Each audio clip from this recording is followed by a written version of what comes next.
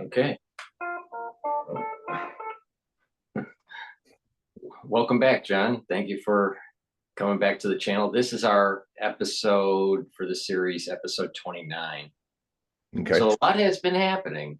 News, I don't know where you want to take it. Oh my God. I Only mean, Pope issue and yes, Trump. on top of everything else, yeah, we'll definitely talk about the Pope.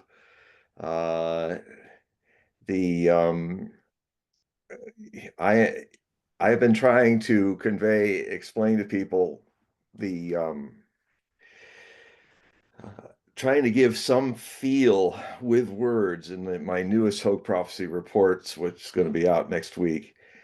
Um, it's a little late because I'm doing a second article for New Dawn magazine too. So this week, very honored to be with them again. And they have two articles in their, I think, March April edition, uh, in that I have written for them.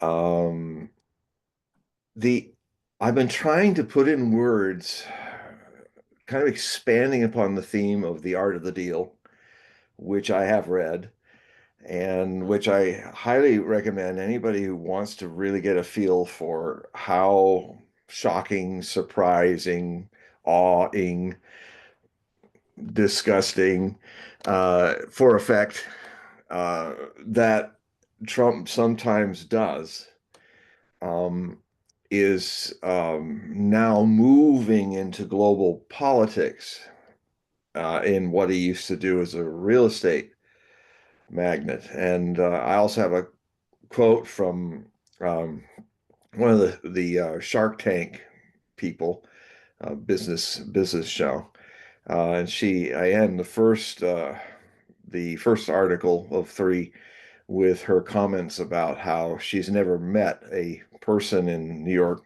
business or business anywhere who's a better salesman than Donald J. Trump, and and so she told a story about how, still fresh in my mind, that anybody who lives in New York knows that on the west side there's a whole line of great Trump Tower buildings that are kind of there on the west side of the Hudson River. And that was all about the plaza. It all started with a deal where a bunch of very wealthy Hong Kong, Taiwanese, Chinese magnates, a whole family, very rich, wanted to talk to him at a time, probably was the earlier mid 90s, when he was still recovering from his real estate crisis that overtook a lot of real estate businesses in Manhattan Island, that was also saddled with him investing too much into Atlantic City casinos in New Jersey. And it was in that time in the early 1990s that was when I got kind of an oracular message that Trump was a man of destiny and I had to watch him carefully. And so I did. And I was like, I don't know why, but sometimes in medium work, you just follow where it takes you and just put your mind aside, don't think, and go there. And so since the early 1990s, it's kind of been watching him. And then when he started doing the Apprentice show, I watched it every episode, especially the boardroom scenes.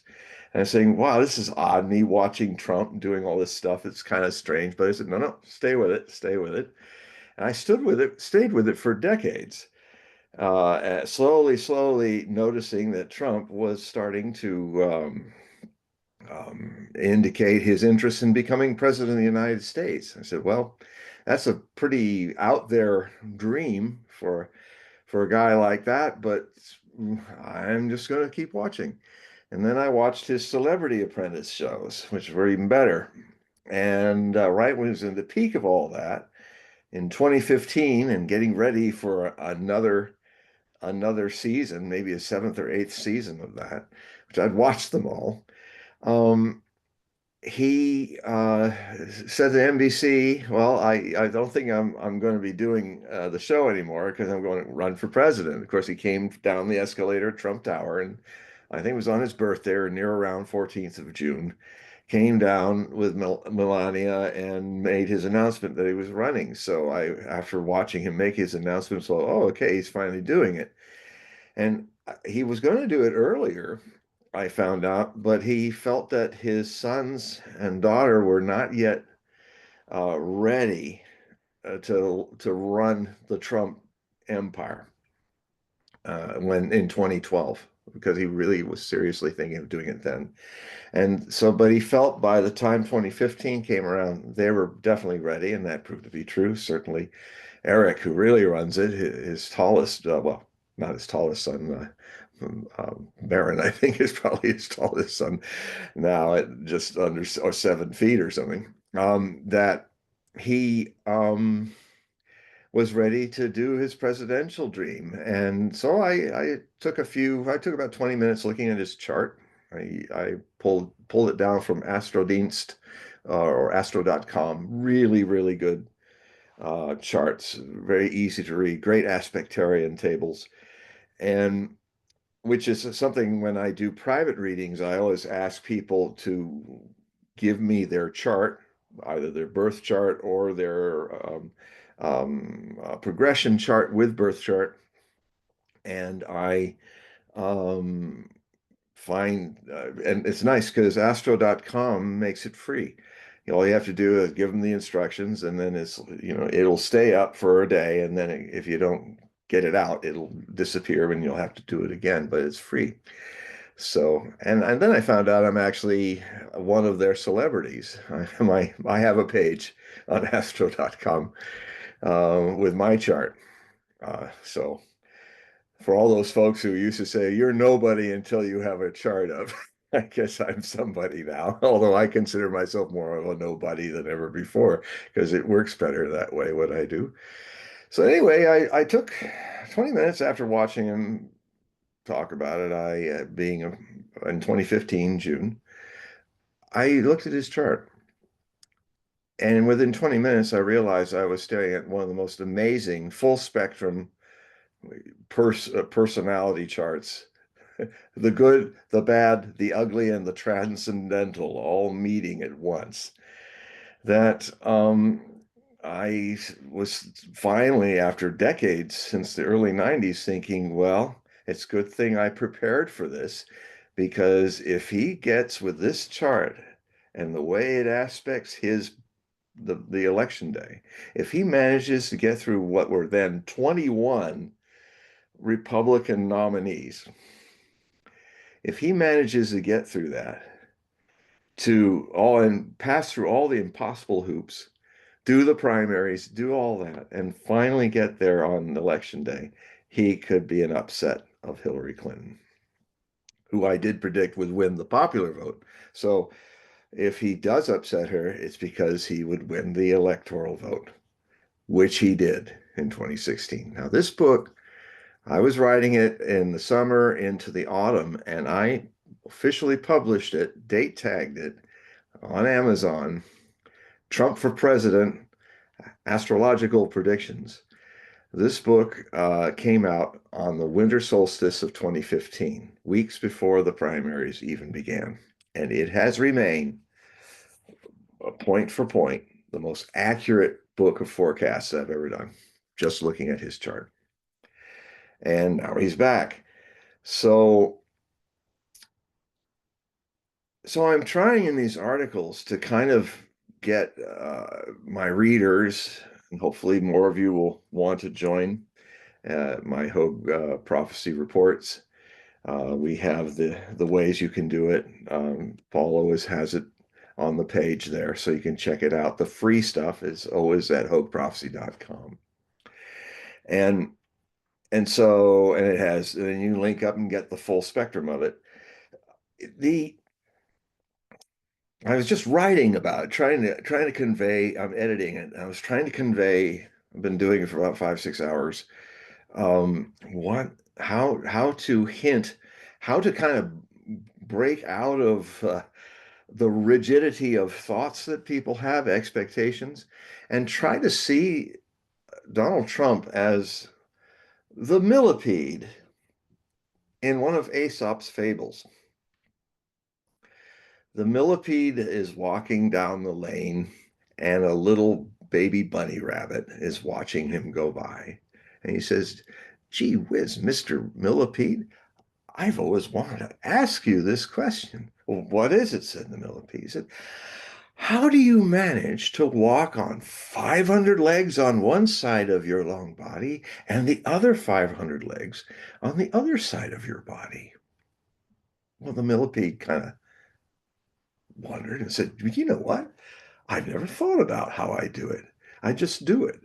Well, let's see if I can figure out how I do it." So he makes one step with 500 legs and falls on his side. And he's on his belly, he's on his back with 1,000 flailing little legs saying, "You naughty bunny, look what you've done to me." the the thing that Trump has this ability to improvise. He's in the moment because he's actually a great channel himself. He he goes in a situation, he does his homework, but when it gets to the moment of being in the moment, then he improvises. He'll do, usually what he does is he'll come in and or as this lady who was in the Shark Tank show said, who worked as his one of his brokers, worked with him for years. Um, he says, "I can't say it's a good virtue or a bad, it's kind of a more immoral, but it's just what he's able to do." And he's able to reach out without touching you physically, but touch your flaw, your weak point in a deal. He just knows how to go there. And I mean, you see that sometimes in like how he one by one took down all those 21 Republican wannabes in 2016 election. He just kind of, and I don't think he thinks about it. It's an intuitive kind of, he flows with it. He doesn't think, he's just available to what comes into his head when he feels it and he says it, like looking at Jeb Bush, who was on a paleo diet so that he would look good on camera, but he literally was starving and he couldn't quite put two and two thoughts together. And then here's Trump looking him up and down next to him, and he says, "You have no energy," like a child, That man has no energy. Or like he did to Rand Paul, he says, and here's all these people, two whole ranks, two companies of Republicans, and they stuck him in the center. And he said, "And why is Rand Paul here? I mean, he's only come in at 1%." Get all these one percenters out of here because there's just too many people in the field. And it's just this precocious 8-year-old that's inside of him that um, has it's precocious. It's not always polite. It can even be devastating, it can even be ugly. But what it does is offset the egos of others, expose the weak points. For instance, he's talking to these Chinese moguls, and she's watching him, and she's going, "My God, he's completely off theme. He's completely talking about stuff that they're not interested in. They're already here saying, 'We just want to buy the Plaza Hotel from you.'" And she's saying, and he's kind of totally off theme, talking about all this wonderful other stuff that's around the plaza. The great properties, kind of the dream of building a whole community around it that would use the plaza and all these skyscrapers along this very expensive strip of West Central Hudson side of Manhattan. And they're kind of going, "What?" And she's thinking like, he's lost it. He's lost it. He doesn't, he's going to lose his sale. And he needs this money to buy off of his debts. He's really risking everything with the way he's going. But as it turned out, he was able to convince them to buy not only the plaza, but build all those huge row of skyscrapers, Trump Towers, that are some of the major fixtures of Manhattan Island. And um, so I thought, okay, I've kind of set that up for people.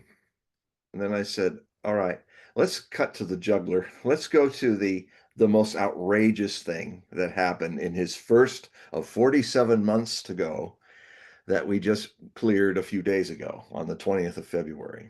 I mean, it's interesting. He has 47 months left of his 4 years and or so.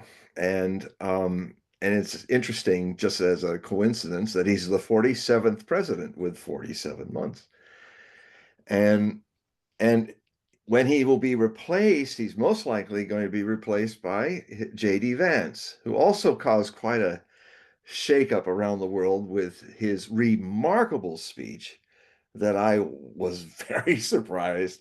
And I'm also writing my third and final article about that speech that he said to the Munich Security Group, all the leaders of Europe and NATO. He just sat there, he just said, um, I know we can talk about security issues and all of that, but I think we need to talk about what we're making a security system for. And then he went in and just politely but firmly threw truth bombs at the way the so-called democracies of Europe that are in the EU and the NATO and involved in the security thing are, and he cited examples. And he also cited the same problem, listed the same problem happening in the United States, where democracies these days are taking people's freedom of speech away, suppressing them. And he cited three good things that everybody knew about. And I have the entire transcription of what he said, as well as the link, so you can actually watch it. And I highly recommend you watch how he delivers a speech, because I think this speech that he uh, delivered was one of the most important historic speeches of any time in American history. I mean, it's right up there with the Gettysburg Address. It's right up there with Lincoln's second inauguration. It had that quality coming out of this young man, who very likely will be the next president of the United States. And then when he's the next president in, I guess, January 2029, he begins, he will have 48 months as president in his first term. So 48th president, 48 months. Anyway, so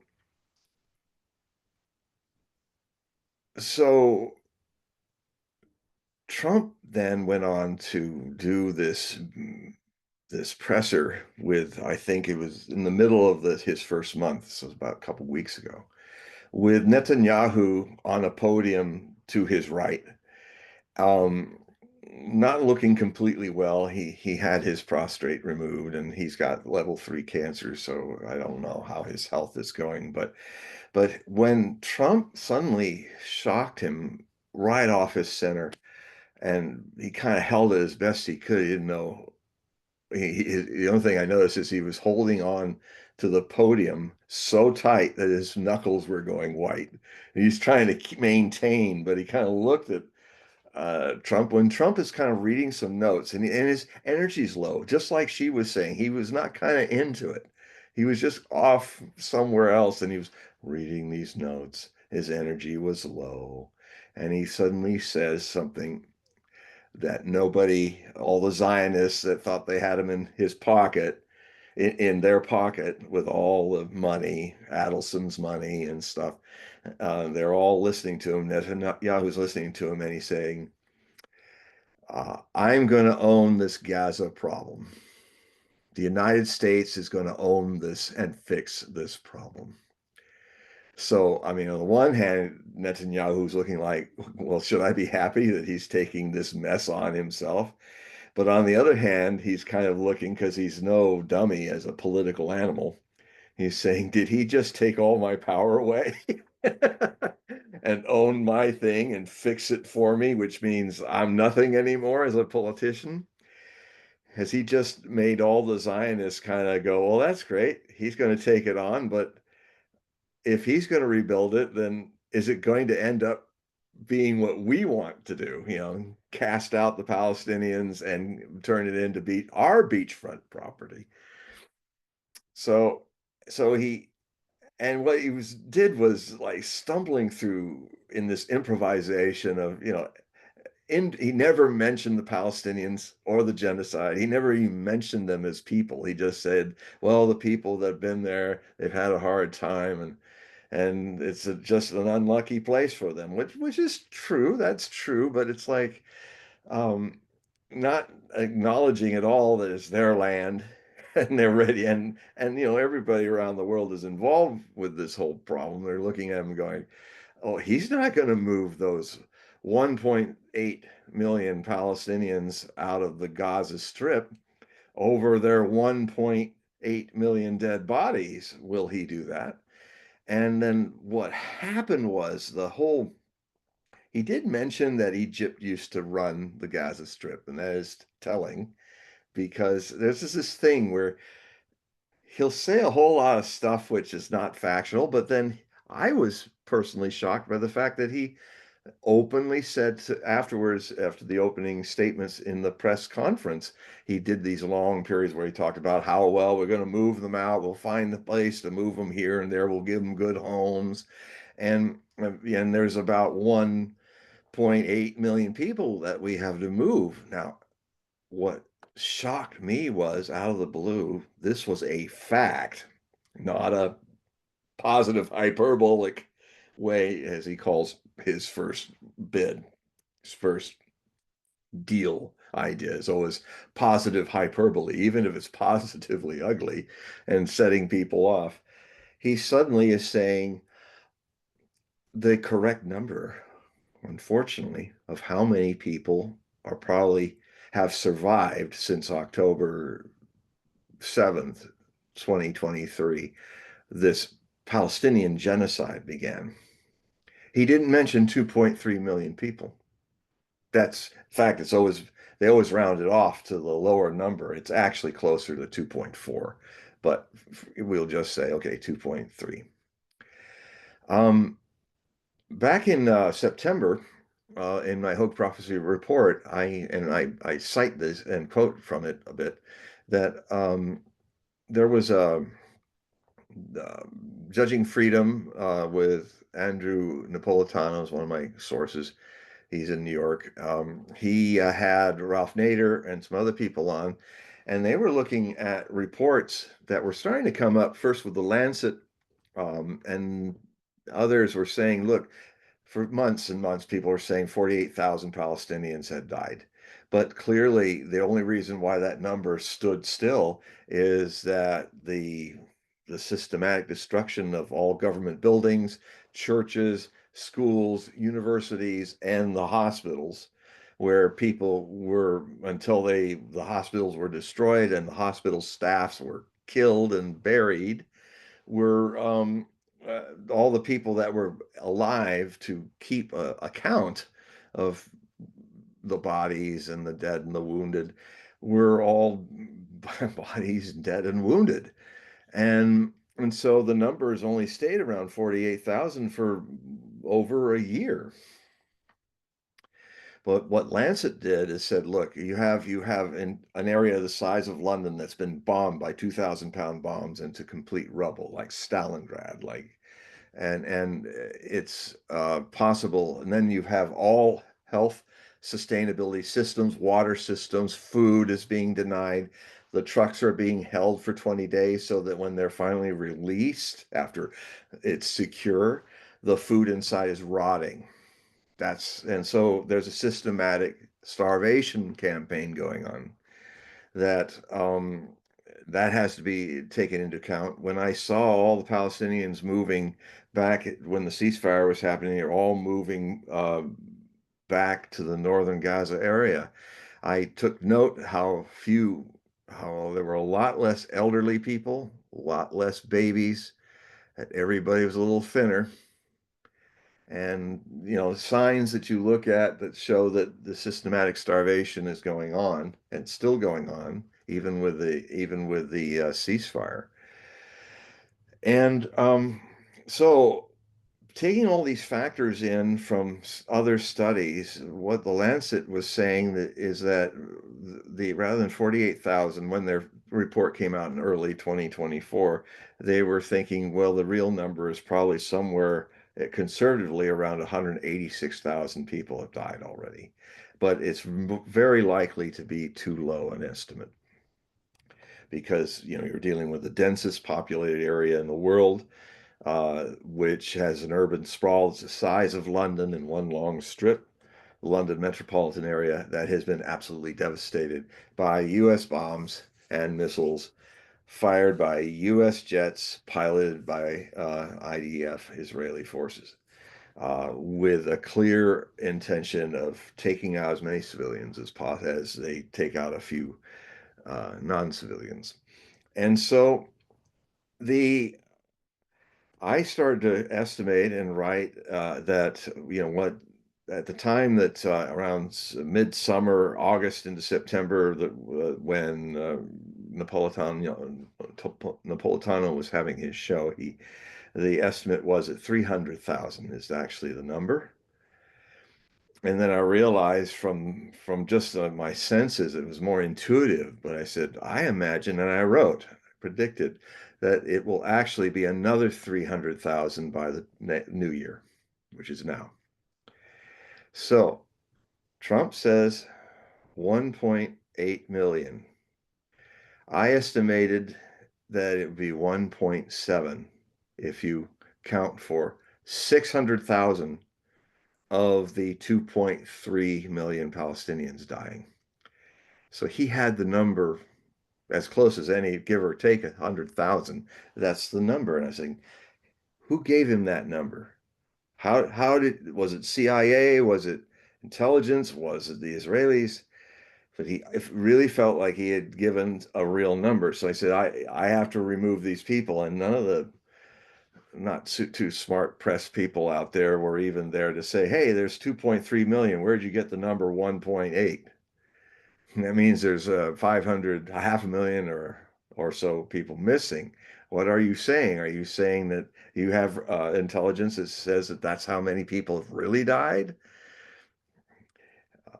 No, nobody asked that question in the press. They were too gobsmacked. They were too like about Trump. A lot of people first impression was Trump has just destroyed all of his revolution in one press conference by talking openly about that which should never be talked about, like innocently almost said, oh, we just have to move these people out. Which is another way of saying mass genocide is not just killing people but taking them out of a region. So the Arab world went crazy. The king of Jordan came to have a talk with Trump. The president and dictator of Egypt did not attend, but I mean, I watched the poor king of Jordan. It looked like he was having a stroke. He was sitting there, and I've never seen a man blink so violently, moving his face into a blink. It looked like every time he blinked, he looked like his face had become a single wrinkle. And it's like his whole face went meh, meh. And the poor guy, and of course he was very diplomatic, but he kind of was saying, no, nobody's going to move anybody. And of course, that wasn't the point. The goal wasn't to move anything or anybody because it can't. It's just like it wasn't the point to just sell them the Plaza Hotel. He was trying to sell them on something that was bigger, that would make them even more profit. And so, but it wasn't a thought, it was an instinctive reaction. And I think a lot of what Trump does comes from that place. and he improvises. He doesn't know where it's going because Trump's sun is conjoined a very powerful Uranus with his sun, and his sun happens to be the wonderful polarity or opposites attracting twins of Gemini. And so he's got the Gemini twins either coming together or going off, uh, saddled with the ruler of Aquarius, the Aquarian age, which is the ruler of chaos, creating order. So I gave a term to this thing that happened as one of the most extreme versions of Trump's chaos diplomacy. He throws chaos. He he lets chaos go. Like the millipede can walk on 1,000 legs, and but if he thinks about it, he'll be falling over. Uh, you just do it. It's just like the great line of Yoda to Luke, and where Luke, so he wants him to levitate the X fighter, and Luke says, um, "I'll try," and then Yoda says, "Try not, do or do not.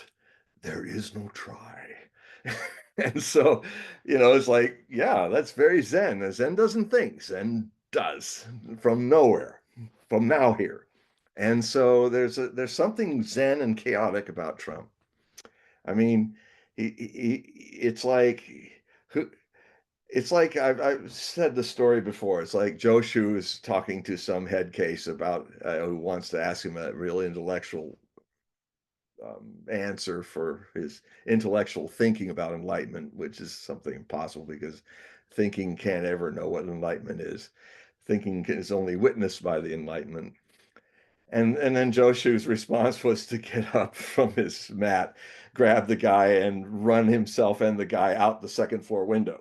You know, his answer was to grab the guy, molest the guy, take him going through the window and following after him, hitting the ground. From face value, it looks like assault. It looks like attempted manslaughter. But the act, as shocking as it was, made that intellectual drop his mind. It scared him so. The surprise was so complete that the impact probably broke a few bones. He's laying there with this Zen master on top of his chest, who used him as the pillow that blocked his fall. He looks at him and says, "Get it?" And of course, the guy was like, and the man became enlightened. I mean, what is it really all about? Whether you're a nice person or do everything proper, or maybe sometimes it has to be something wild and unexpected that throws you into an awareness that no mind can tamper with ever again. It can use it, but it's not just lost in your head. Your head becomes a servant. With one Zen stick over your head, the shock brings you into the present. So, it I won't call it amoral or amoral. I call it transmoral. It's where it's a morality that transcends what you've been programmed to make as your boundaries.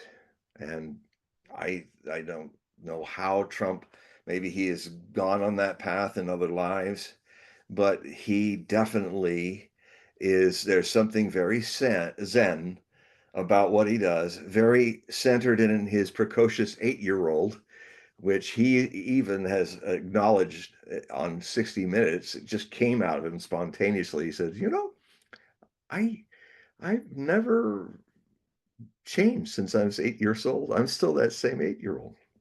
And of course, the big problem with that is, and it's something else I'm going to be in the next 4 years talking a lot about and trying to find new layers into it for everybody, is that, I mean, to give you an example, I'm walking from the parking lot of my little village's grocery store, where it's the center of Langley, Washington.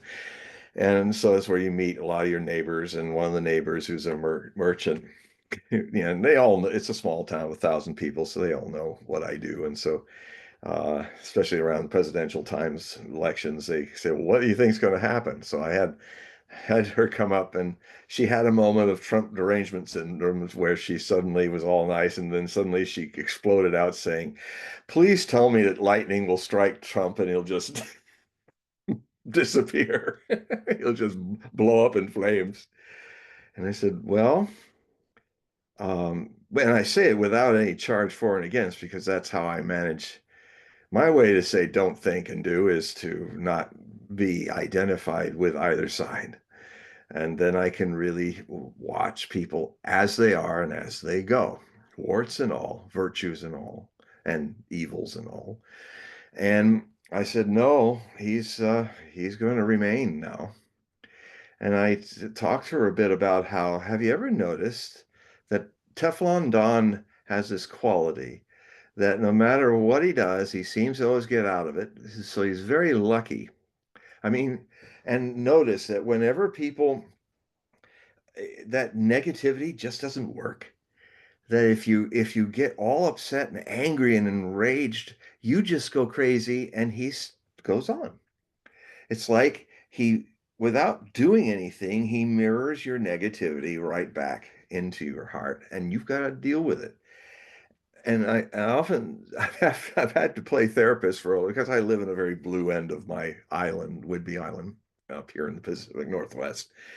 And I had to do it in 2016, and especially, and I just said it just came out of me spontaneously, like my moment of my millipedal moment, where I just said, the only thing that works with Trump is to love him, not to hate him.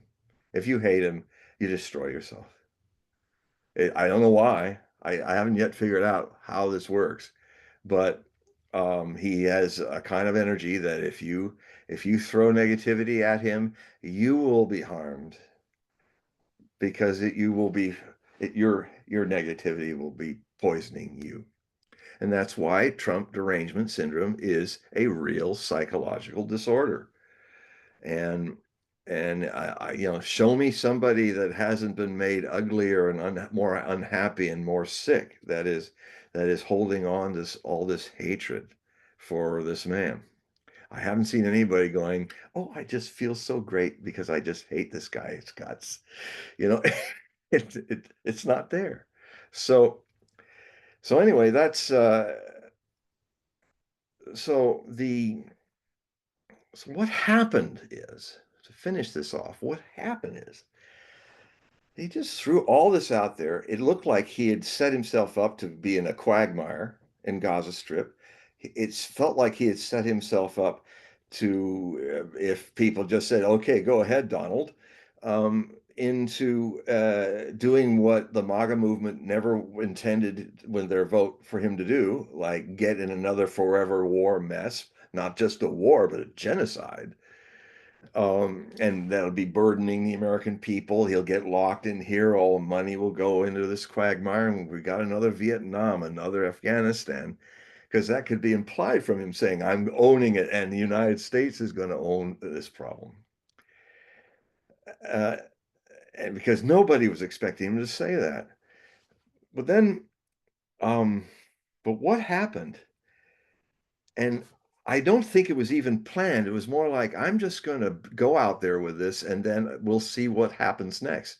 Just like what happens in his business dealings. He throws everybody off their center. And what it does, not always, but what it does is make the other people wake up and make a real bid, a real offer. And it happened in this case because he went there innocently into that place of genocide and stuff, and not naming people, and even reading Jared Kushner's notes, because he infamously was the guy last year who was saying, well, there could be a really great business opportunity here, as this guy had just finished saying, with all this chaos and all these people getting killed and the place destroyed. And he says, well, I know, but we could have this nice business opportunity. So he was playing a variation on that, but being president was so shocking. What happened is none other than al-Sisi, the Egyptian president, suddenly said, look, I've got another deal, a better deal that we can do.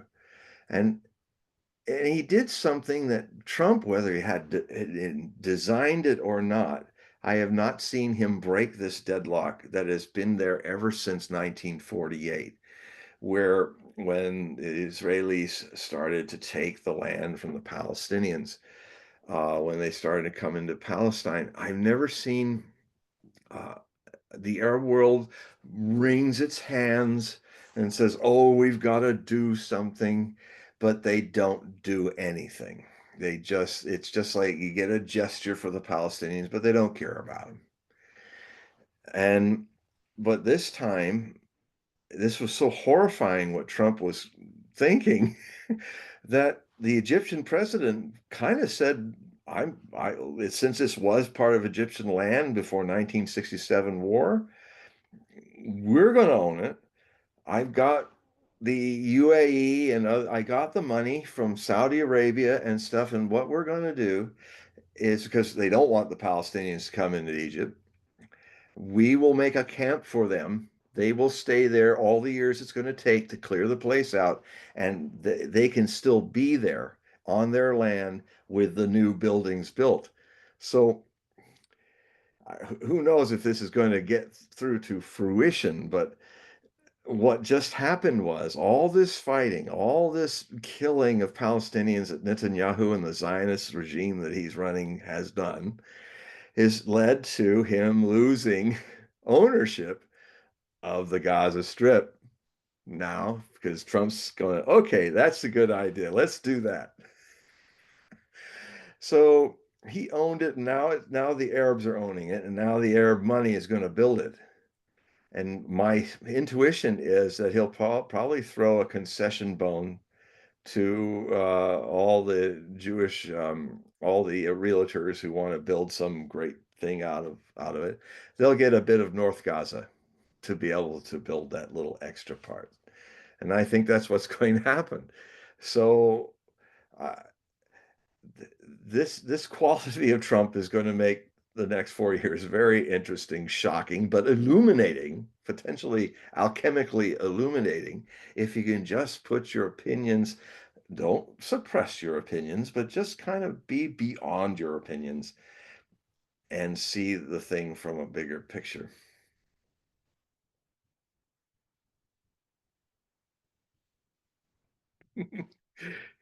We do have a question, but I before imagine.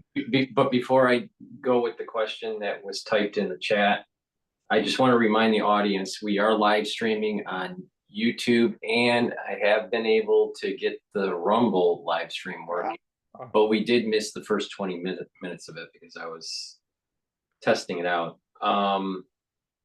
So we have the live call-in on X Spaces for the ones that are watching. If you would like to be live and ask your question to John, a great opportunity through X Spaces.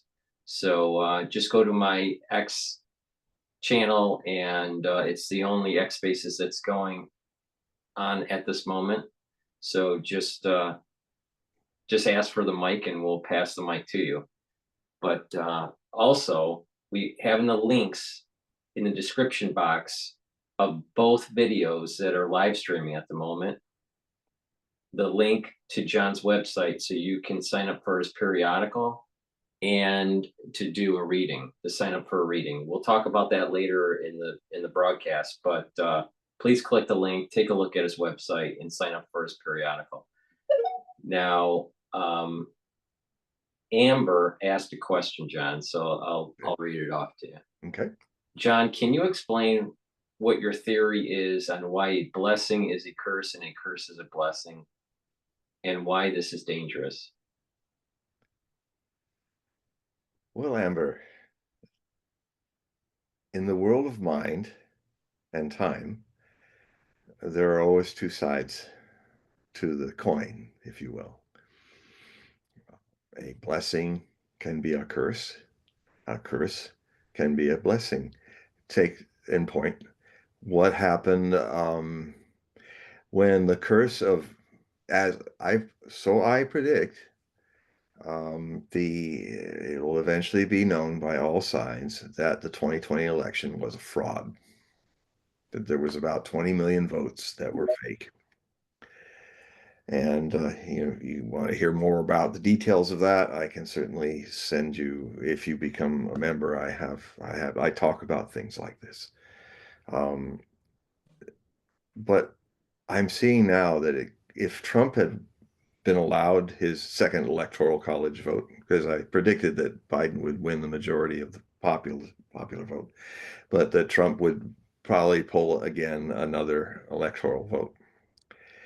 We won't know if that's true unless they do with it what they did in 2000 when I made a similar controversial prediction and held to it, stuck to my guns, when I said if they allowed the recount, Al Gore would have won, not George W. Bush, by by by the recount.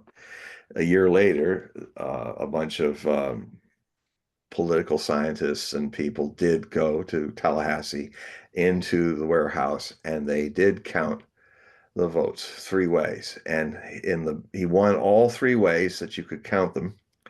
And his biggest lead was Al Gore was 75 votes.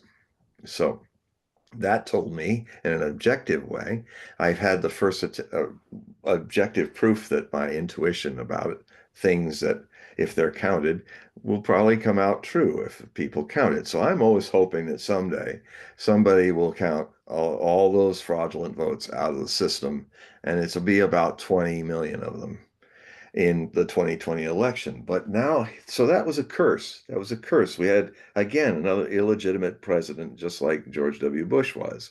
And of course, George W. Bush led to the Iran-Iraq war, really made the first swing of a wrecking ball that is eventually, over the next 20, 30 years, was the beginning of the end of the American hegemonic era since Cold War One.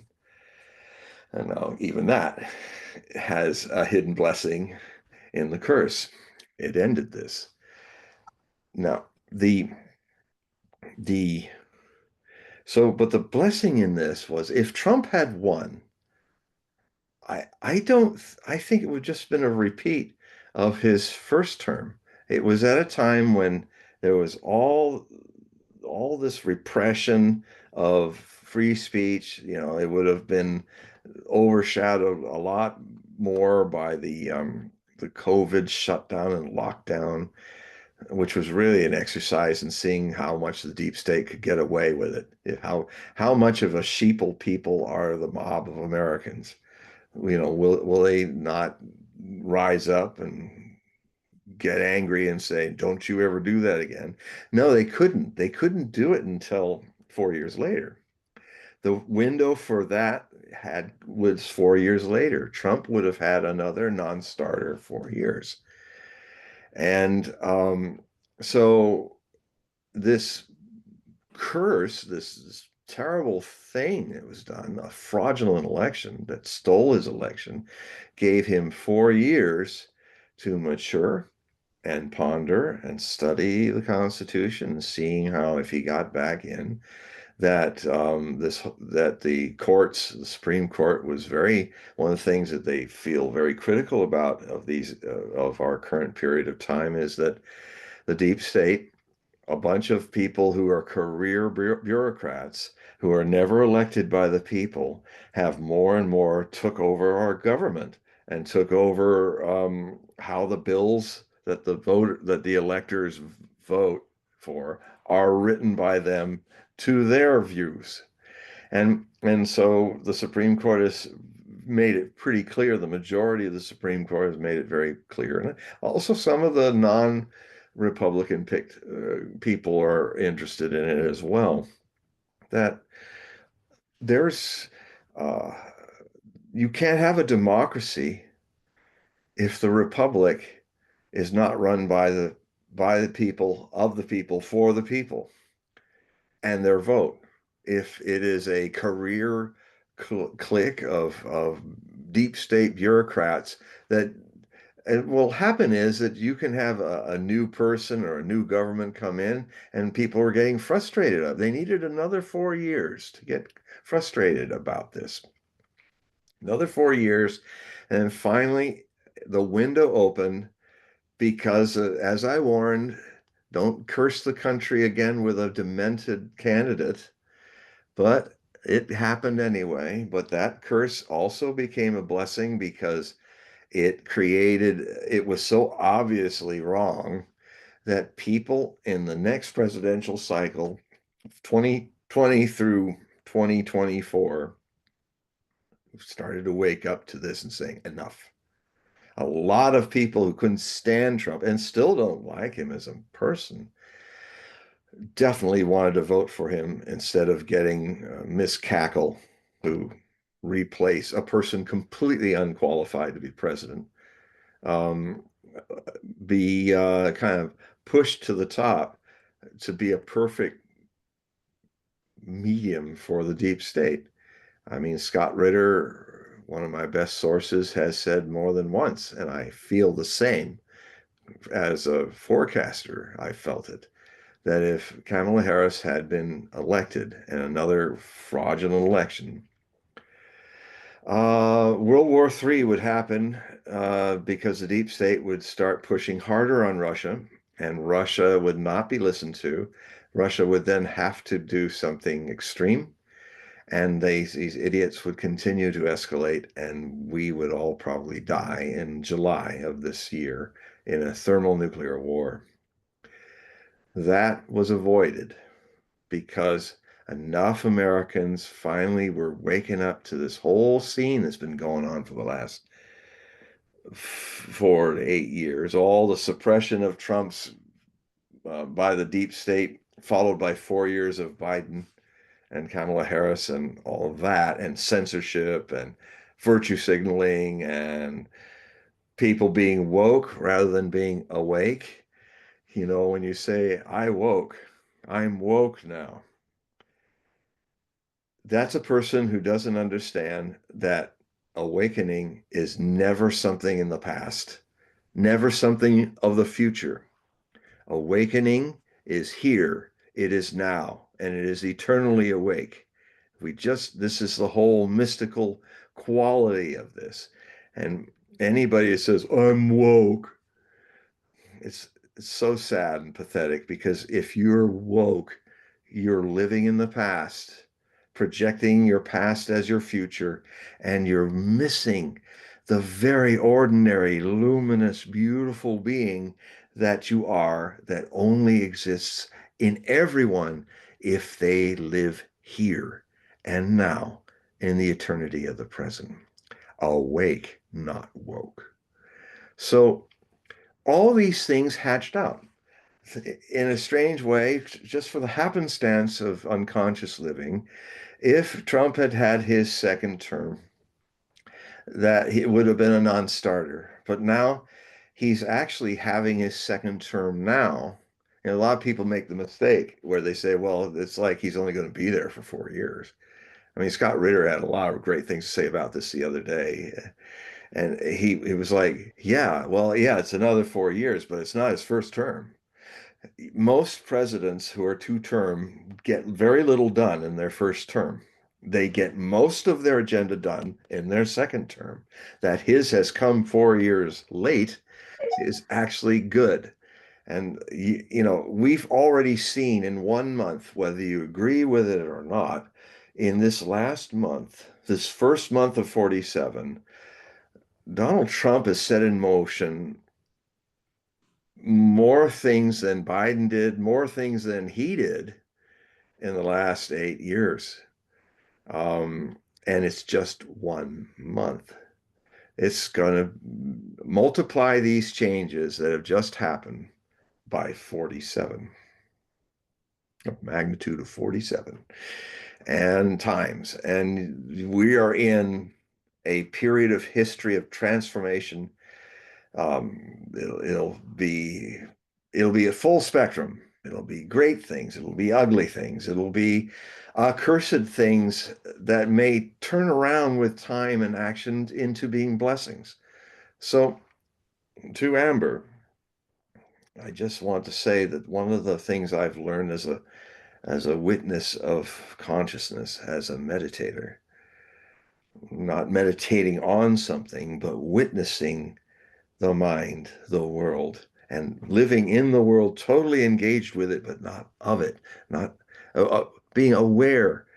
No mindful am I of the traps of the mind, and I just take note and come back to the eternity of the present. So when you start doing that, you start learning that there's an art to life. That every blow is a moment to be slapped into more clarity. Your enemies tend to mature you far deeper than your friends. That if you that every blessing hides a curse in it, and every curse hides a blessing. Things are not just this way or that. The this and that is watched by something else. If you look at at curses and blessings as two sides of the same coin, the two sides never see each other. But metaphorically speaking, when you become a witness of it, when your consciousness and love starts to awaken, you are as if the invisible hand and the invisible third eye that is holding that thing before it and seeing both sides at once. And in the seeing, you are a seer, and the coin is let go. We have another question if you want. Okay, Peter asked the question, hey John, what what do you think about the prophecy of the Pope given the health of the current Pope? Good question, because it's affecting me immensely because one of my best-selling books, which I wrote in 1998, was about the papal prophecies of Saint Malachi, the Irish saint, who is purported to, in 1138, in one night on the Janiculum Hill in Rome, after he did his long pilgrimage with his disciples from Ireland to Rome. He had that the story goes that he fell into a trance and and then his scribe started writing down, he would say a Latin motto, and he ended up saying 111 of them all by dawn, with one coda about the final pope, or so people think, that had a small paragraph describing him, the last pope. So I wrote, I was surprised to find out that no one had really written a full accounting of this, full-bodied accounting of this fascinating, famous prophecy of these 112 mottos until I did it for Element Books, and it was published in 1998. It's actually, if I look back over here, um, it's the book that's between the big one, whoops, the big one right here, this book right here, between that one, my first book of 52, and then this one there, the little golden center, that's the book. And it was published in 6 languages, and for several weeks in 1998, after I was on The View, uh, when the girls were nicer then. And some of them, like Behar, was there actually, and we had a kind of nice. She thought she would get me with jokes, but I'm basically a suppressed comic. So, and she was like, "Whoa, this guy speaks comic," and so um, I was number one in all books in Amazon for a couple weeks. Now, that was before there were ebooks, but still, there were millions and millions of copies being bought and sold. And so for a week or more, I was the number one book of all books for that book. I did that again after 911, when my 1997 book, which is that big black one I was showing right there, 1,000-page book, Good Morning America was kind of making a report about it for 15 minutes about how everybody has canceled their book tours for this season in the autumn in New York publishers and stuff because of 911 and towers going down. But there's this book that's not even published, and it's 1,000 pages, that was published in 1997 called Nostradamus: The Complete Prophecies by John Hogue, that suddenly this number one bestseller. It also went for weeks on Amazon as the only book they were selling. So as number one. Um, so so yeah, so here I am thinking I I once talked to 54 million Russians on Channel One, their 60-minute show. It was filmed here, but it was broadcast there. In 2013, when the Pope by Benedict XVI became broke for 600-year tradition of popes not retiring but leaving the Vatican in their red slippers first, into the tombs and stuff, so that you died. And of course, that made obvious sense when people are usually elderly when they became popes in times full of diseases without back antibiotics, which is still a relatively new development. We haven't, we only started having antibiotics between the 30s and advances that happened from medics and sulfa and stuff from World War II. So we're not actually a century into having antiseptics and antibiotics. Um, so as Bradbury used to talk about at one time in his lectures, he was talking about how, in fact, he had some of his siblings dying, before they were very mature, and it was just a given that, if you had a family, you would lose people to infections and things like that. And then when the antiseptics and antibiotics started coming, and then suddenly this is an explosion of people that were not dying. So he said, now here again from Amber's question, the mixed bag of a situation. In a way, people that lived around death more than we do, in our antiseptically protected bodies, um, they lived more totally in a certain way, because when you said goodbye to somebody, you might not see them again. In a way, so many of the first death experiences of people in the era of antibiotics is when you lose a pet, because they, of course, by nature, don't live that as long as you, but you lose a sister, a brother, your mother, your father.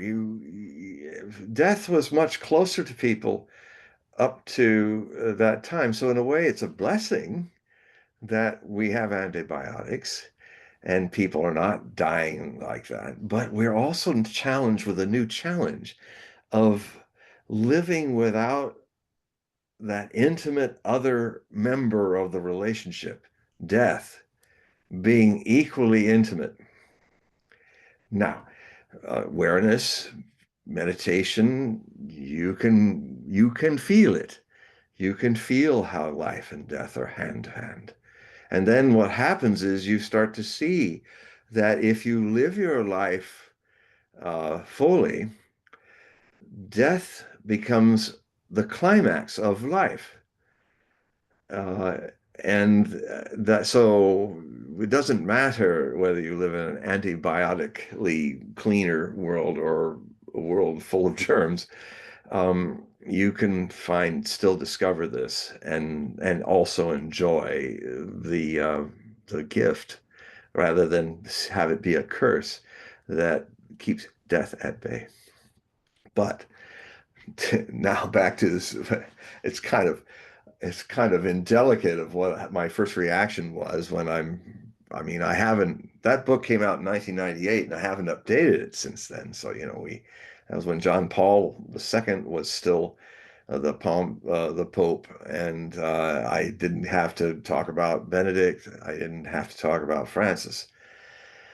So I had been for several years now, since Francis has been getting older, I've been preparing uh, all the things that I can update now of the book, and then put into it an expansion for the John Paul chapter, a complete new chapter for Benedict the 16th, and then a chapter on Francis, and followed with an expanded version of the final chapter, which um, is a part of Catholic prophecy that I find very interesting. Joaquin di Fiore, a Calabrian monk in South Italy, he was, I think, almost a near contemporary of Malachi. He wrote his own mystical understanding of the good news of God's message to the world as being three 2,000-year time periods that are named after the Holy Trinity.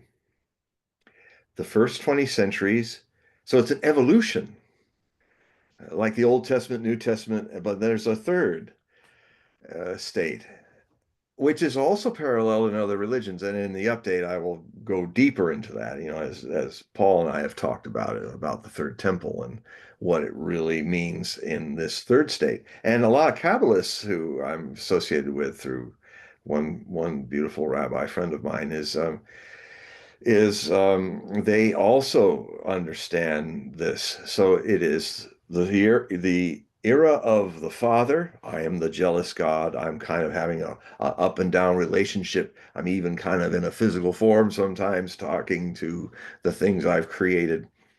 So it has a so it starts with the era of the Father, 2,000 years, which was then overtaken in 33 AD by the era of the Son, which is about forgiveness and love thy neighbor and a lot of very Buddhistic ideas, because Jesus in his lost years, there's records of the man who's called Asa. He was also called Asa by the Talmudic people, and he was called Asa. He was recorded in Tibetan monasteries as studying there. And the Golden Rule is actually in the Dhammapada, predating Jesus by 1,500 years. Do unto others as you have them do unto you is one of Buddha's famous statements, and he obviously took a lot of that back with him to Judea. There's also a story that he got away after crucifixion, had not died, and ended up living in Kashmir, where it's purported the lost tribe of Israel ended up in the beautiful paradisical mountain valleys of Kashmir, India. Now, I think we should try to prove that by genetic testing to see if there's a lot of Semitic heritage in the people of Kashmir. They certainly have a look of being having heritage of the Semitic races. But no one's done it yet, so we could prove or disprove this theory. But the story is that Jesus became a shepherd again, and he had a gathering that he used to sit in silent prayer with. He never spoke again or preached. He just used his, because what happened to him, I think, is that when he was up on the cross, even he was caught up in the expectation that maybe God would take him hovering off the cross and bring him into armor, and he would land on the ground as Emmanuel, and cast out the Romans, because here he was, his famous statement, Eli, Eli, lama sabachthani, or whatever. I can't say it right, but in Aramaic, but Lord, Father, Father, why have you forsaken me? So even he at the end also expected what Judas also, because he was his most educated disciple, was expecting, that he was going to launch the Holy War and liberate the Hebrews from the Romans and so on. It didn't happen. So he passed out. Longinus, the Roman, stuck him with the spear, and he bled, which meant he wasn't dead. And Joseph Arimathea had his probably Pontius Pilate and Joseph of Arimathea, because Pontius Pilate, when he said to Jesus, "What is truth?" and Jesus didn't answer, he realized, well, that's the answer. The answer is don't say anything, be it. And Pilate, who was a Neoplatonist, he immediately realized that this man was a mystic, and he wasn't a pagan, but he was like this man. So they had this whole idea of doing the vote, having him crucified on before the Sabbath so that he would only be up there for 9 hours, not 3 days. And then he'd take him out, put him into Joseph of Arimathea's tomb, that was prepared for Joseph of Arimathea, and then he was healed and took care of, and then he was wandering around. People were seeing him, thinking he'd risen from the grave, but he was heading east, folks. He was trying to get out of Dodge, and he ended up in Kashmir, and he lived to be 112. Just sit every day after sheep herding, sitting down with his disciples, and they're all in silence. And his body, he was trying to seek the grave of Moses, and he found it, and it's still there. Purportedly, the grave of Jesus and the grave of Moses are in the village of Pahalgam, which is the name, means the village of the shepherd, he being the shepherd. So he built a village where his disciples lived around the grave of Moses, and then he ended up with the grave. And there's a Jewish family that has its lineage all the way back 2,000 years. That and Hebrew is jotted on the temple there and the graves that have been taking care of both of them since Moses died. And so it's a very old lineage. That's the story. Um, I'd love to verify it, but so the so all this so what happens after the Epic of the Sun is about to take place in 2033. Everybody was all fixated on the millennium. But if the age of the Holy Spirit, Father, the Son, and the Holy Spirit, this we are about by the year 2033, which will be exactly 2,000 years when Jesus' ministry ended up in his crucifixion and him leaving for the East. And 2033 is the real millennium for Christianity. It is the real, it's the beginning of the age of the Holy Spirit. And long story short, a lot of the same traditions have in them the idea, for example, that one thing I learned from Kabbalists is they say, you don't need to build a gross temple of stones and things like that, because in this new era, you're inside your heart is the holy temple. It is built in everyone's heart.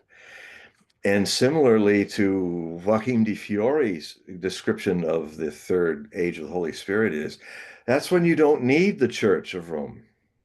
That's when there's no need to have a go-between.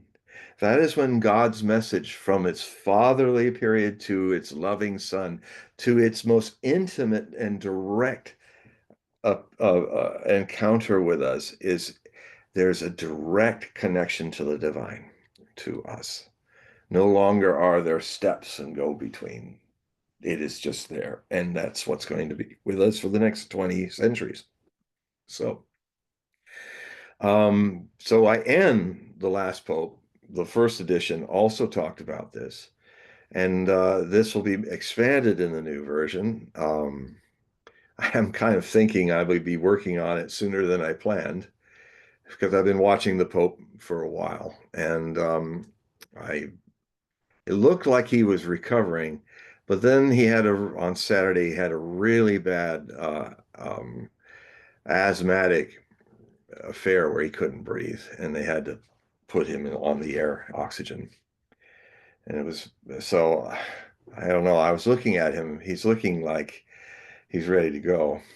Um, but it's also possible that if he, because what he said before is still what he feels. He says, if I can't do the job, I don't understand why I should burden the church and the people by not being capable of interacting as a shepherd, the shepherd, the vicar of Rome. And so he agreed with Benedict that it was a good thing to break the tradition. And it made more interesting that Benedict was a very conservative pope, and he is probably the most liberal pope that has ever been in the Vatican or the Bishop of Rome. And so it's interesting that in two successions, you've seen the most conservative and the most liberal of popes may very well have made the new tradition retiring. Now, that is very important in this lineage about the popes that purportedly Saint Malachi may have started. And I go into the history of that and how certain dead ends have happened. He may have done all these prophecies, but I've, since 1998, kind of turned the whole theories of his work upside down with a simple test. I looked, there are 5 ways these short Latin medieval mottos can describe either the main theme of a pope's life, their Christian name, or maybe their chief enemy, like Aquila Rampax, rapacious eagle. That coordinated with the reign of Pius VII. And Pius VII, if you know his history, was under house arrest of Napoleon Bonaparte for many years. From 1808 to 1814, he was a guest and prisoner at Fontainebleau outside of Paris, France, in the Chateau Fontainebleau. And he so the rapacious eagle, how does that equate to Napoleon? Well, his conquering armies had upon the cavalry standards, the infantry and artillery standards, a brass eagle, Romanesque eagle in the tricolore, or with all the gold leaf, gold lace descriptions of battles that were won in the white part of the tricolore, the tricolor. And and so it fits. So that's one that fits. Now it could be if the guy was named Little Peter or something like that, Piccolomini or Little Man, and then that's in the heraldry. A lot of it is the heraldry. Like Flower Among Flowers is for Paul VI, and most recent in the 60s. Flower Among Flowers. Well, his coat of arms was a fleur-de-lis, 3 French flowers. Um, the more interesting is what John Paul II's was. It was De Laboris Solis, the labor of the sun. Now, I think like a medieval person, it was often considered in a total eclipse that the sun was disappearing to be born again in the sun's labor. So people started to look and say, okay, was he had the labor? Was he born on an eclipse? Yes, he was born on a total eclipse, 1920. And when his Carmelengo, which would later become Cardinal Ratzinger, becoming Benedict the 16th, who was the man ruled Rome during the process of the mourning and the burial of the Pope. He had, and I wrote about it, I said, if he is against this prophecy being true, and the official Vatican view is a lot of these prophecies are not considered true, but then they do things that show that they are at least testing them. The day that was set for Pope John Paul II to be buried in a crypt underneath the altar, the Bernini altar. A fantastic piece of work.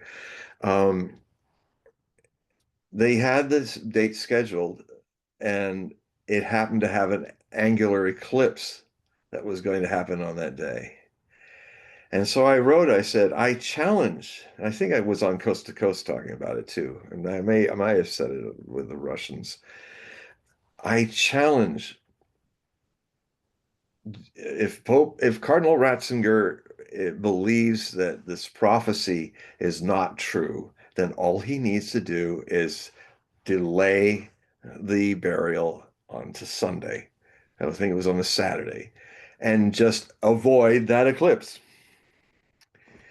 Because what the labor of the sun was thinking, well, he born on an eclipse, he dies on an eclipse. From a total eclipse to an annular eclipse, which is the ring, very powerful omen.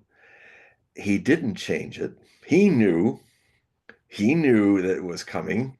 It's, you know, so it's like nuclear weapons aren't in Israel. It's one of the biggest open secrets in the Catholic Church is that a lot of the top people are very much involved with the Catholic prophecies, even the ones that are heretical. And so he let it happen. The annular eclipse happened. And so that was fulfilled.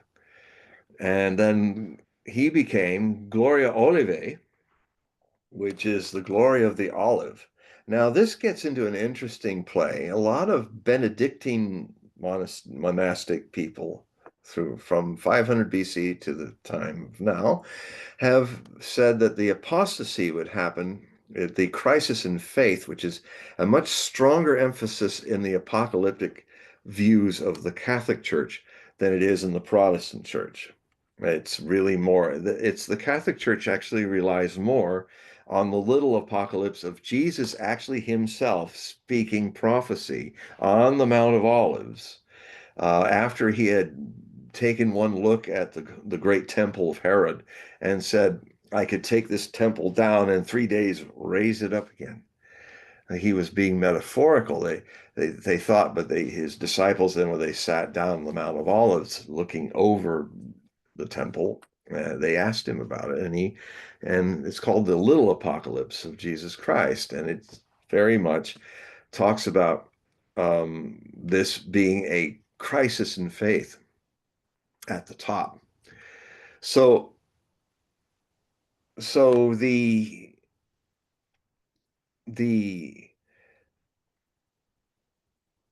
thing that may very well happen is that so they thought it would be a Benedict, and they presumed that it would be a Benedictine, but actually it's Benedict the 16th, who was a Celestine, by the way, just like Saint Malachi. He was a Celestine, not a Benedictine. Um, Now it's interesting that the Celestine prophet Malachi's mottos were found sandwiched in a larger book called Lignum Vitae, the lineage of the Benedictines, and by Dom Guyon in the mid 1590s. So a Benedictine actually had these Celestine prophecies in it. A Celestine named himself Benedict because he really liked Saint Benedict, the real founder of monastic things, and when Rome was disappearing. And so then so so then Gloria Olivae means glory of the olive, the Mount of Olive, the little apocalypse, describing a future apostasy of the church, which the Catholic faith has embraced as the interpretation of the end times. And so there is a Benedictine sect that wears, they're called the White Benedictines. They wear white robes rather than dark brown. And their whole mission is to through prayer and good deeds, bring forth the fulfillment of that prophecy of the Mount of Olives. They're called the Olivetans. They are Benedictines, but an offshoot of the main Benedictine order. So they're wearing white like Benedict would have. They're not quite the same. So that was all revealed in this. And now, what makes that so amazing to me is that a test that I did in prophecy, when you see there is nothing that's 100% accurate, nothing. It goes against the natural way things change, the way the future is always in motion. And it's because if we live generally kind of rock-like lives, predictable lives, if we're conditioned to do that, we make it more possible for things to be repeated. And, prophecy basically is a misunderstanding of the future, in my view, in my experience. We are repeating the past and calling it a future, but what we're really doing is projecting our past onto the screen of the future. The only way I contend that you really embrace the future is when it is immediately, foreverly coming into this now, coming into this now. That is the naked, unprojected future. Otherwise, all prophecy is an illusion of the past being repeated. And what we're calling the future that we're fulfilling isn't actually the real future. The future is always born in now. So, with that said, the um,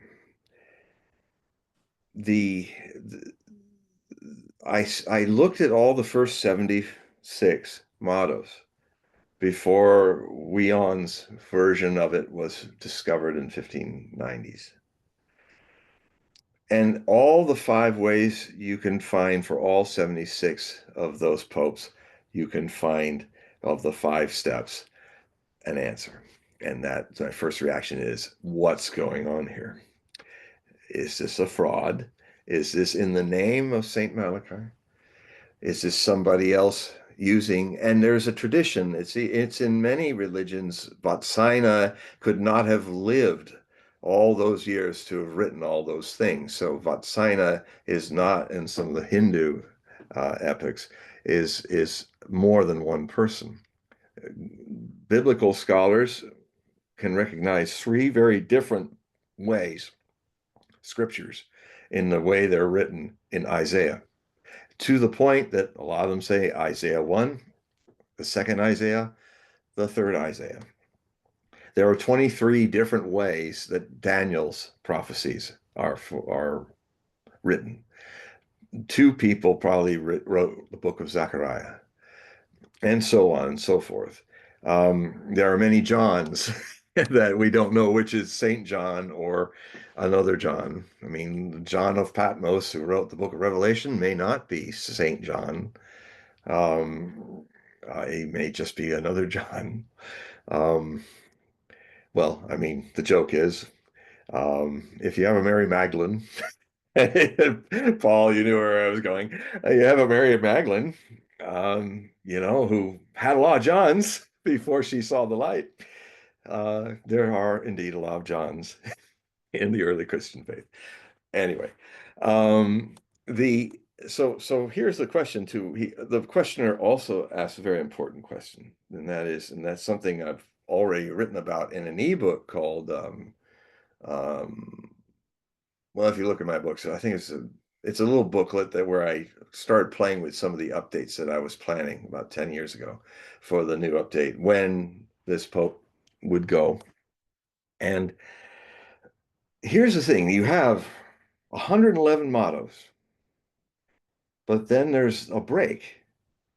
Then the flow of mottos on 111, which is Benedict the 16th, which is suffering a crisis in the church, which was actually spelled out as the pedophile crisis. And, though they might have beatified and made St. John Paul out of John Paul, the Pope King, king of the church, the bishop, it was Ratzinger that did all the dirty work. And John Paul was part of it. I don't blame it all on Ratzinger. They suppressed thousands of these pedophiles monks. They would then get them out of parishes when they were molesting children. And then what they would do is they would just, I mean, the idea is as old as the church. It's a 16 centuries of church policy that the best thing you can do if you feel powerless to fix it, like the fact that celibacy actually doesn't work, and it's an unnatural way of suppressing people's sexuality, and rather than make them transcend sex, it makes them more obsessed with it. um, this is a problem in Hindus as well as anybody does a celibate thing, because the politics is, if I can be celibate, I am somehow more divine than you, who are a sinner making babies and committing the original sin. So the the apostasy starts with Benedict, and the thread, the lineage is broken. There's not another set of mottos after that. And what happened, which is really shocking. So what I said is, okay, this is a 1 in a million chance in prophecy. We have 76 that are too good to be true. They may be true, but and then when it was published in the 1590s, there were 36 more before it ended. And so I started carefully studying the 36. I mean, I went through all the other ones too and told the stories and how it worked. But, whenever somebody does, I mean, I had a colleague who was writing stuff, and I worked with him. He was one of my first publishers, and he wrote a book clearly not knowing what he was doing about Nostradamus, but he did a very clever thing. He made sure that the prophecies, he said he had broken the code of Nostradamus.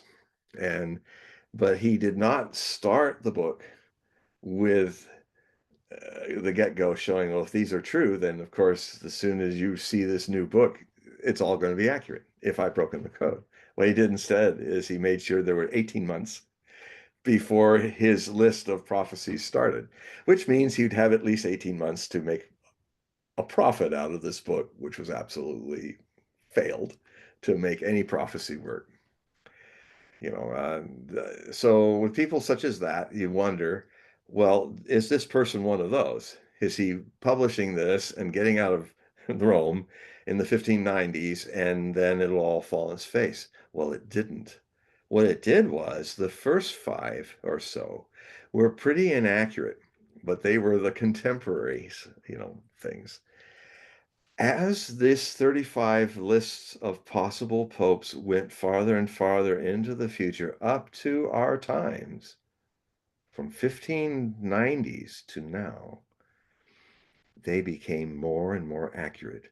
And it's arguable that these are 90% accurate. And the more they get away from the 1590s, the more they are hitting all the marks. It's quite remarkable. So this is like a rare thing in prophecy to find this. Somebody wrote in the name of Saint Malachi, who was a real prophet. Um, and it fulfilling the, like first Isaiah was kept going by second Isaiah, kept going by third Isaiah, and so forth. So it wasn't like a joke, a flim flam. It was just somebody who wanted to hide under a very respected prophet. He had made other prophets, Malachi, prophecies. He used his name in that ancient tradition so that he could hide himself behind the great prophet, and he hid an even greater prophet. That's a theory that I have. So finally, now the other part of this is that, okay, why then is there a coda at the end? Why is the last pope, the 112th pope, called Petrus Romanus, Peter of Rome? Now, first off, most people, it's an honest projection. You think, oh, well, he must be calling himself Peter. No, you can't call yourself Peter, because the first pope, the first bishop of Rome, was Saint Peter. So it's a rule that no one can use the name Peter. Okay, the second possibility is whoever is that person Even if he calls himself Francis, his birth name is Pietro. So that's one of the that's number this no Peter, but the one of the five things that comes up a lot is people's names, their Christian names. Um, it so happens that Saint Francis had Pietro Benedone, I think, was his father was a Francophile. He was a merchant. He married a French woman. He was very much into the French culture and all that back then in the medieval times. And Saint Francis of Assisi is the person modeled that the cardinal from Argentine cardinal. I can't remember his Christian name, but he didn't even put a number. He didn't say Francis the First. It's just simply Francis because he loved Francis of Assisi, and I must say I really love Francis of Assisi too. Um, Interestingly enough, the person that I write so much about, Nostradamus, loved Franciscan monks, and he was originally buried in a wall in a small Franciscan church outside of Salon-Provence that later had to be moved to a larger church after the French Revolution had raided his grave and a bunch of National Guardsmen were getting drunk, tossing his bones around. That's another story. I'll tell it another time. Um, so, so I have a few theories about this. Um, it's it's possible that the time sequence has been disrupted. If I mean, there are a lot of things that happen with St. Francis, which makes him the last pope. You could argue it. His name, he had Peter, he also, anyway, I'll save those for you guys all to read it all later. But what I can say now is one theory could be that in the apostasy, the last pope is not coming for a while, but a lot of false popes coming after Benedict will be coming, anti-popes, false popes. Um, and because the tradition is broken, and in a way, is that not what Benedict did? When he did not die in his papal bed, but actually retired as Pope Emeritus and create a new tradition, and then Francis may do the same thing if he lives. That means this lineage is broken. That means the last pope, which has a paragraph, may not be the next to succeed. It could be many popes down the line, and then it just jumps. And if you read medieval scriptures and stuff, there's a lot of this where it's like going properly like a modern thing, and then suddenly just goes way over and does something else. So it's possible that Petrus Romanus is not Peter of Rome, who uses a name that has Pietro in it, who later became Francis. It could very well be that there will be a crisis in the church, as been foreseen by many Catholic prophecies, and there will be disputes about one or two more popes maybe from now, and that Francis, because the paragraph is quite grim. It talks about the Church of Rome, the Church of the Seven, the city of the Seven Hills will be utterly destroyed, and the great Lord will judge the people.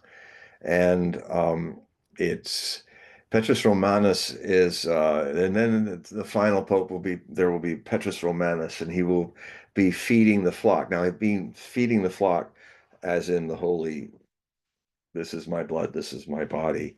But also, I think it might very well mean feeding the flock literally, like because of famines and things disrupting, maybe from extension of a few more decades into global warming. The challenge will really be great, and it's very possible that this whole upheaval is could also be because of Campo Filigre, is a supervolcano, which wind directions are in line of the 3 days of darkness, days and nights of darkness over Rome from a huge explosion could happen there. It's active right now, and it's getting more active near Napoli, where it is, or Vesuvius could erupt. The eruption of Vesuvius that was far greater than what destroyed the Roman city was back in the Neolithic times. There was a huge eruption because Vesuvius also has the power like to erupt like a supervolcano, and it would have also made ash go all across Rome and all that.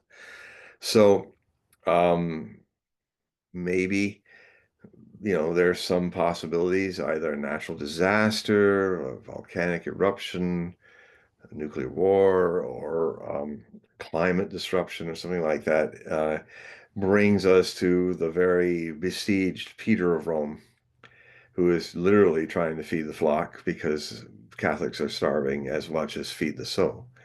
And he will be there for the awful judge who will judge the people. So it's not a very nice ending to all of this, but kind of typical of how a lot of Judgment Day things are written. But I then follow that with the whole looking at the age of the Holy Spirit and how the future, I think, is going to happen. It's already starting to happen. We'll maybe see the end of those ideas, and the church will die because the divine will be directly accessed to us in the next 20 centuries. So let's see, my answer to a complicated question. Complicated answer for a complicated question. I want to dovetail into what you were saying. Amber types in that I don't know the New Testament at all. So Amber says that Jesus ended up changing Peter's name to the Rock. No. So maybe, is it possible? Is it possible that if that is true, that Peter of Rome is really a hint of the Rock of Rome? And does that mean anything? Well, Amber's wrong. Pierre, Pietro, in Romance languages means rock. So, you know, uh, Oh, his name was Rock. And Jesus was only saying, upon this rock, I will build my church. It seemed like Jesus was a bit of a punster. you know, Pierre means stone, rock. So, yeah. Yeah. but good try. I mean, and then it doesn't actually deny what Amber's saying. I mean, it's like the metaphor is as important in prophecy as the literal. So, the rock on which the church is placed, the seven hills of Rome, upon this volcanic rock, I shall build my church of Rome. That's all possible. Things to at least be considered. But the yeah, that's a good, interesting question. Good try. So Darren, our last show on episode 28, he was asking a question about did we read a certain book from the 1800s or whatever? Remember that? Oh, that was Baron Trump. His question, I almost said Baron, but he had given only half of the title. And I wrote him about it afterwards. I think. So he types in a question. So let's try to answer this. So John Yeah. and Paul, your thoughts on the novels of the travels and adventures of Little Baron Trump? Yeah. So do you think that people are really travel like Baron Trump, or even Donald Trump is traveling from a different time period? Oh, it's online because it's in public domain. So I found the book and I read it, and it has some nice illustrations in it. It's actually a lot of the book is just an adventure tale, with illustrations, and the Baron is having all these different experiences. And um, I I think people project that idea that he's traveling from another time.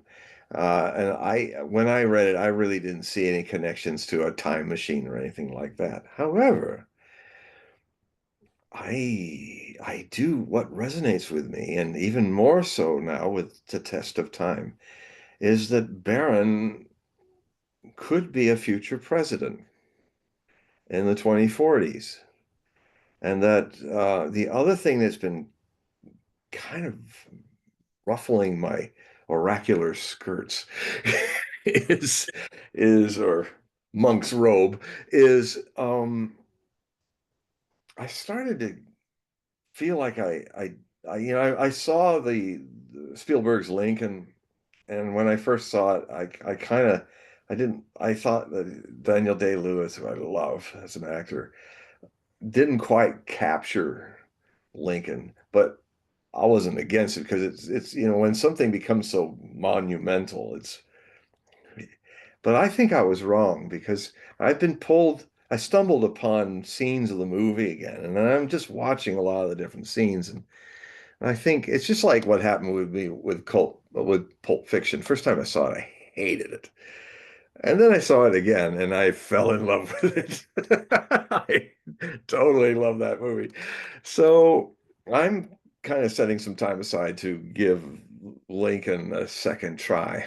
Um, and this whole thing with Trump led to I was having a reading with another person who is also powerful seer of future things, definitely interesting. I won't name names, but and she wanted to actually put some things past me and see what oracularly responded out of me. And she said, "Well, I think Barron is the reincarnation of Abraham Lincoln." What? I mean, it. Yeah, And well, I've never had that feeling ever, I ever. have. But now going back to that, he is extremely tall. Yeah. And if you, so what I did is I got, since fortunately Lincoln had a lot of daguerreotype film pictures of him, I went as far back as I could find to the youngest shot of Lincoln, and the face, there's some likeness. Well, There's it's some early, he looked like I mean he's in- thank God his mother is so aesthetically beautiful and all, and because he's got and actually spending his early years learning Slovene shaped his muscles. I mean, I can do this sometimes. I can look at a face and I can tell if they're a Russian or an Australian or something because if you do your vowels and consonants a certain way, it changes the musculature of your face. Like almost all the Australians have kind of an overbite. Hi, mate. What are you doing? But and it's then the Russians are all they are all protecting their vowels because it's too cold to let them out in Russian winter. So it changes the way faces look.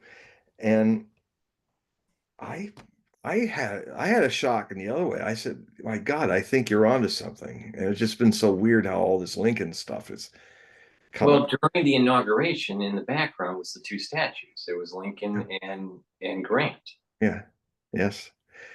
But and it'll be interesting to see how he ages. But when I saw the youngest beardless Lincoln photos that are around, I mean, in the general construction of his skull and the design of his head, wow, the similarities. It's more aesthetic, Thank God his mom was a beauty, and his and so, but it doesn't always happen that people come back looking like they did before. But sometimes there's a quality, and I've seen this from my own studies of past lives that I've lived. Sometimes you look very much like you did before. I certainly, in my French cavalryman's life, when I died in 1812, I look exactly like I do now, same body type even, only with different hair and no mutton chop sideburns, a waxed mustache, and a Montesquieu thing on the chin, with ringlets, and kind of a dark and swarthy South Frenchman. Um, and I've even sometimes compared some artwork of this guy, sketch work, in some of my articles. And there's also the very interesting way in which Donald Trump very much seems to be a reincarnation of George S. Patton. And it fits, even though he was born 6 months after. But there's a situation in reincarnation where you don't really become a part of, or where in your body until you've formed a little more. And so the soul doesn't immediately go in at 9 months before birth. It can be 3 months later after birth, even 6 months later after birth. So there's a window where the soul that died in the auto accident in 1945 is born in 1946 as Donald J. Trump. What really made me wonder about that was watching how he handled being shot, going down on the ground, and then rising up just like a George S. Patton would have done. It was just, you never know about that stuff and I think that shot actually awakened something in Mr. Trump. He's a changed man since that happened. Um, I think that was the shot that won him the election. The other thing that did it was when he brought in J.D. Vance, but especially when he brought in Democrats that have been shunned from the party, who were some of their most talented leaders, could be presidents, Democratic presidents, if they were allowed. Bobby Kennedy and Tulsi Gabbard. And the fact that Trump won all of his main cabinet people, wow, that was a miracle because I didn't know. Kash Patel made it. That was the hardest one. He did lose one person who was going to be the attorney general, but he was replaced by Bondi. I think that's going to be Pam Bondi is going to be very interesting. So this is very important with Trump because Trump is a channeler of people, but but he'll channel anybody. He's a bit unconscious about it because in a way, he's that millipede. No, I can't think about how I walk. That's how I walk. So it has its good sides. It's spontaneous. It's not burdened with a mind in a way, but it has its downsides is that you might be channeling John Bolton or Mike Pompeo or somebody that would have not been as good as Bobby Kennedy or Kash Patel for FBI and HHS, somebody lesser than those rare men and rare woman like Tulsi Gabbard, who's going to be the gatekeeper to the information and intelligence departments that presidents have not been getting right. That is literally going to be the choice between life and death of the future of the human race. Now, and you can tell because of his responses to the Russian situation, starting dialogues and all. I know as an intimate study of Russian situations that I can immediately tell that he has now got people around him who are spelling out how the Russians really think, how they feel about these. And Rubio is showing he's the biggest surprise. He's really getting into being Secretary of State, and he's quite good because he's getting real intel. Keith Kellogg was cut from the old guard. I mean, he was talking stuff that only people who haven't really studied Russia since the end of the last Cold War would still think exists. But those of us who actually look at Russia and see it for as it is now, not with projections, it's an utter shock to see how dangerous it's been that bipartisan understanding of Russia in America in our government is dangerous because it's all wrong. You can't make the right decisions if you are literally just following mere projections about people who potentially could you go to war with, or nuclear war. Well, that's changing, and that is really for the first time since the Cuban Missile Crisis, when it ended on my seventh birthday, and it changed my life, made me kind of why I do what I do.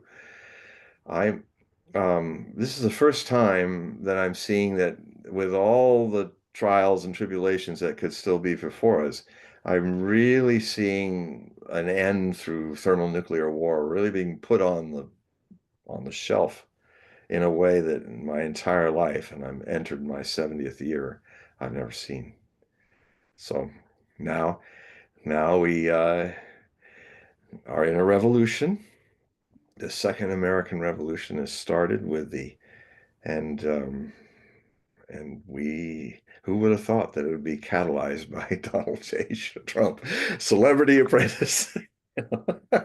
But there, we're not living in 1776. We're living in 2025, and it's a different country. Do you feel as though Trump would support Taiwan, or do you think that he would change the mindset of our relationship with Taiwan and almost give appeasement to China with the I one China I policy? I think the whole Taiwan thing has disappeared. It's no longer on the table. I mean, they're giving lip service to it, but I don't think there's going to be that war over that. In the trajectory of Biden, yes. And Kamala Harris, absolutely. Because they were not leaders, they were being led by the military industrial complex. Military industrial complex is about to get its audit, Mhm. and it's going to be big. And USAID has been responsible for so much evil. It is the spear point of American arrogance and hegemonic established in the name of revolution and goodwill. It's been a source of evil. It's been a front for the CIA to do all kinds of subversion of other countries, which we have no business meddling with, like Georgia just recently. That was all USAID. The the reason why we almost went to World War III with Russia started in 2014 when Obama and Victoria Nuland as the Deputy Secretary of State, using USAID funding, dumped $6 billion into basically creating the Maidan coup that threw out the democratically elected Russian Ukrainian from Donbass, Viktor Yanukovych, who was a popular president. He was a president before he became president again. And what happened was they threw him out and they replaced Newland, and USAID replaced him with the who's who of Bandera-right fascists that got their start as fast and faithful allies of Hitler. They manned most of the death camps, were Ukrainians from the Bandera fascists. The Galicia division, SS division, was a Ukrainian fascist division that did all kinds of mayhem and war crimes. And this thread survived and took power again, the first fascist regime to take power since Hitler and in Europe. And it always leads to a world war.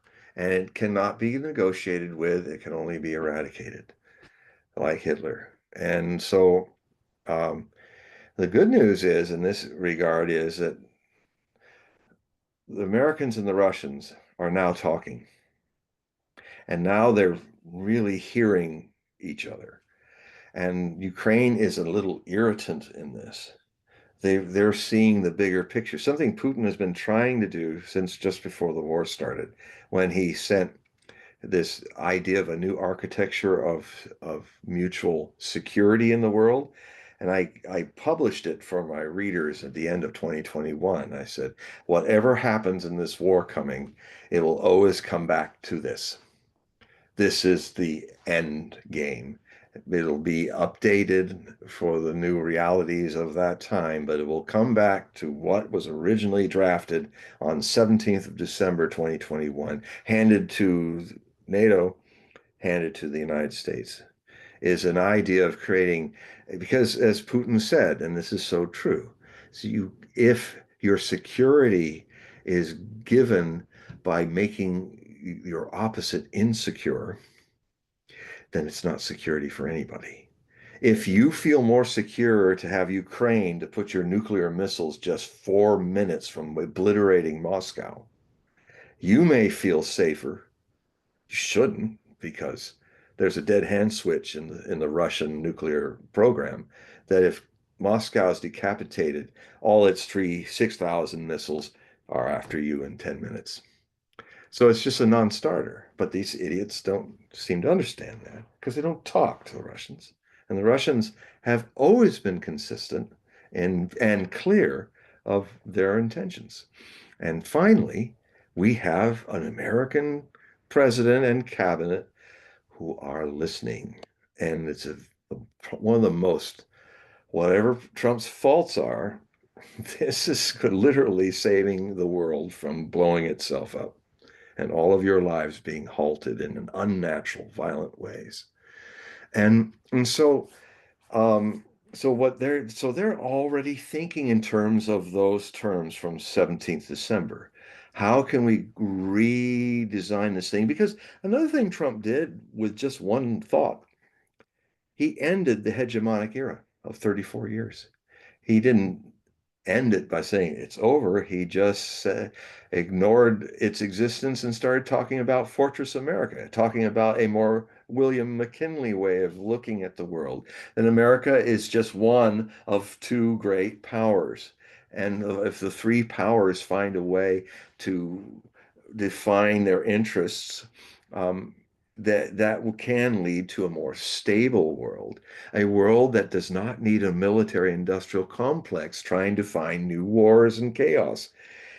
So it's changed the gestalt. I mean, when Vance came and made that speech to the Munich Security Council, he so deeply shocked the European leadership. He basically said, well, and Hegseth saying it in the Ramstein meeting with NATO, is that, well, you've all been relying on us. Now it's time for you to rely on yourselves more and build your, and if you wanting to go to war with Russia, don't think that we're going to be there and back you up, because it's a new world now. We're not playing the hegemon anymore. And so what that means in so many ways is that means NATO doesn't have a reason for being. That means the European Union, which is a vassal outstretch of us, astrologically, the European Union was born with with a Scorpio ascendant, 8 degrees. It so happens that the United States, it's Scorpio sun, sorry, it's the sun sign, the identity of the EU was born with a Scorpio sun at 8 degrees. It is squared the ascendant of the United States birth chart in Scorpio at 8 degrees. So we're joined to the hip, and they are our satellites. They're our Warsaw Pact in Europe. Well, there's no need for a Warsaw Pact if you have peace with Russia. There's no need. And so all that vanishes because they're irrelevant now.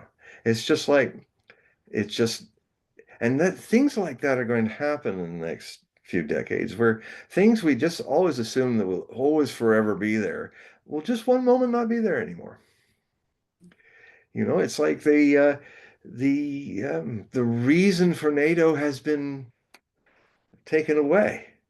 And these poor people who are holding on, I mean, what you've had is generations of European leadership who have relied on big United States since the end of World War II and the beginning of the First Cold War in 1948 with the Berlin crisis, airlift crisis. From that point on, Europeans have lost their ability to stand with their own spine and be their own sovereign leadership. They've literally gone soft, depending on us. And now we're done with it. We have better things to do with our money than to throw it all into military industrial complexes, trying to create chaos and war to keep the business going. We're all tired of that. Even Americans are tired of forever wars.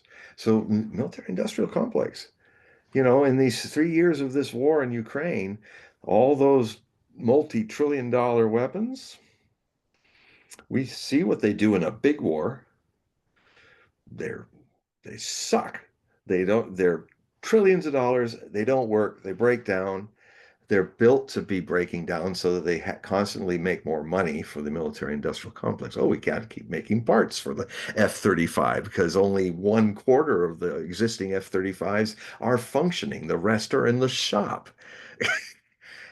The Russian weapons don't do that. The Russians are 10, 20 years ahead of us in hypersonic and kinetic weapons and things like that. They're doing hypersonic. Um, the industries, Russian industries are not profit driven. They are purpose driven because they are not privatized like ours are.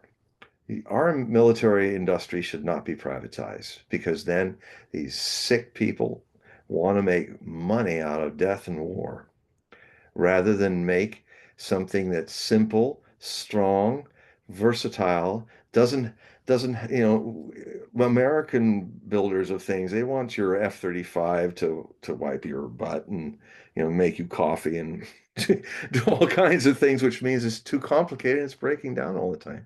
The Russian S-52 6 and all these, this is its purpose. These are its basic purposes, and it does it consistently. And if you want something else, build another thing that can do that.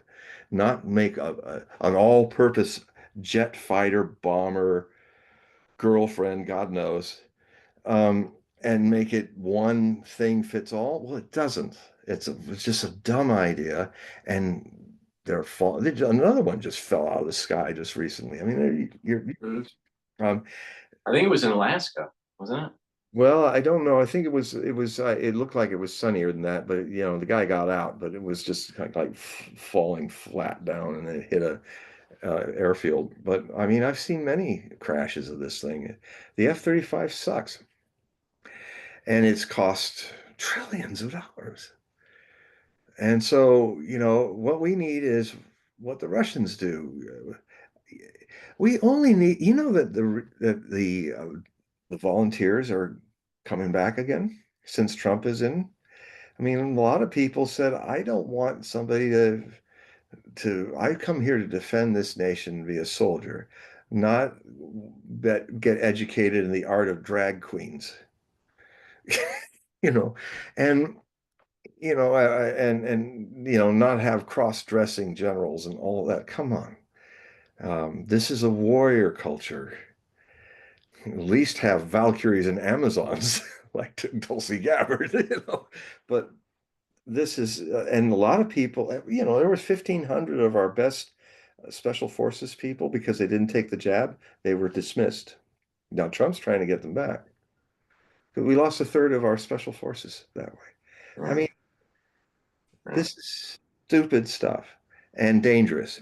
So what happens now is now that it's Fortress America, now that if you're just here to defend the nation you love, rather than go fight some corporate war for corporate wealthy people in the name of your country in Iraq or some other distant, godforsaken place, it's no wonder that our people, our men and women are coming home with PTSD and stuff because they're living a lie.